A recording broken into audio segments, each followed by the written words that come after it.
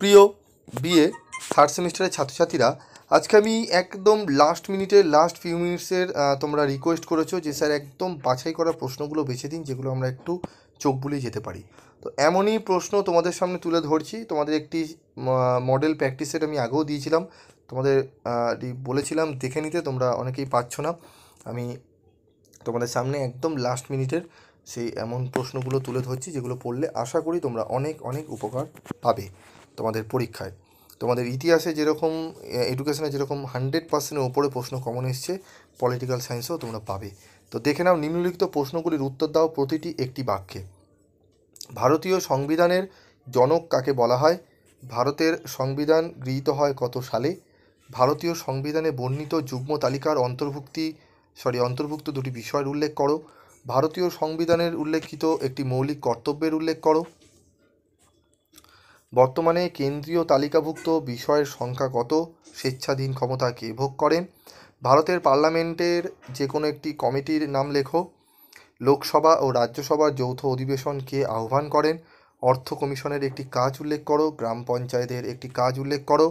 জেলা পরিষদের গঠন লেখো। ভারতের দল ব্যবস্থার একটি বৈশিষ্ট্য লেখো। ভারতের যে কোনো একটি জাতীয় দলের নাম লেখো।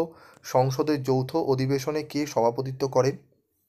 এই প্রশ্নগুলো তোমরা খুবই গুরুত্ব সহকারে করে যেও, আশা করি তোমরা অনেকটাই উপকৃত হবে। চলে আসবো মডেল 1-এর, আমাদের যে কোনো একটি প্রশ্নের উত্তর দাও 100 শব্দের মধ্যে। প্রশ্নগুলো দেখে নাও। ভারতের কমিটি ব্যবস্থার ওপর একটি টিকা লেখো।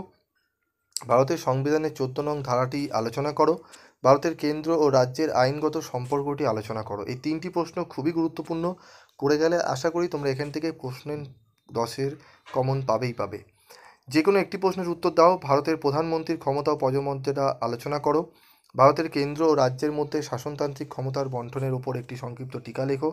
ভারতের সংবিধানে সংরক্ষিত সাম্যের অধিকারটি আলোচনা করো। মডেল 2, যে কোনো একটি প্রশ্নের উত্তর দাও 100 শব্দের মধ্যে। ভারতে আঞ্চলিকতাবাদের উদ্ভবের কারণগুলি উল্লেখ করো।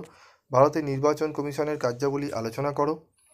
ভারতের স্থানীয় শাসন ব্যবস্থায় গ্রাম পঞ্চায়েতের ভূমিকা আলোচনা করো। যে কোনো একটি প্রশ্নের উত্তর দাও 500 শব্দের মধ্যে। ভারতের নারী আন্দোলনের ওপর একটি টিকা লেখো। জোট রাজনীতি বলতে কী বোঝো? ভারতের জোট রাজনীতির বিকাশ ও ভবিষ্যৎ আলোচনা করো। 1970-এর দশক থেকে ভারতে পরিবেশ আন্দোলনের ওপর টিকা লেখো। এই 3টি প্রশ্ন তোমরা খুব ভালো করে পড়বে 5-এর দাগে। তো এই প্রশ্নপত্রটি ভালো করে তোমরা করে যাও, আশা করি তোমরা অনেক অনেক উপকৃত হবে পরীক্ষায়। এবং তোমাদের একদম লাস্ট মিনিটের আমি তোমাদের এসিকিউ প্রশ্নের প্রথম পার্টে 18টি প্রশ্ন দিয়েছিলাম। পরের পার্ট থেকে আমি তোমাদের আরও প্রশ্ন দিচ্ছি এবং তার পিডিএফ নোটসও দিয়ে দেবো।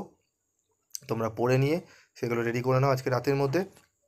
এবং আজকে রাতে একটু তোমরা জেগো, আমি তোমাদের অনেক প্রশ্নের উত্তর আলোচনা করে দেবো। বাংলারও আমি দেবো, তবে একটু সময় লাগবে, একটু শরীরটি আমার খারাপ করছে, আমি পেরে উঠছি না, তবুও আমি চেষ্টা করছি তোমাদের সামনে তুলে ধরার। আজকের মতো এটুকুই।